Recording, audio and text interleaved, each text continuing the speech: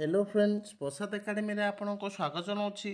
देखंतु state selection board department of higher education तरफ गोटे इंपोर्टेंट अपडेट आसी जोटा कि स्किल टेस्ट एग्जाम डेट को लेकिन जूनियर असिस्टेंट तो कौन रही चलतु डिटेल देखा। तो नोटिस नंबर देखंतु 3-2-5 डेट हूँ 21/6/2024।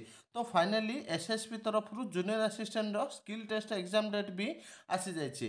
तो जो मैंने एग्जाम डेट को आखि आगे रखिकी स्किल टेस्ट प्रैक्टिस करने चाहते आपण मैंने play store Prasad academy application को डाउनलोड करके कॉम्बो टेस्टरी सेक्शन रु बहुत कम मूल्य रे skill test practice question paper जोटा कि वीडियो सॉल्यूशन सहित रहिबो।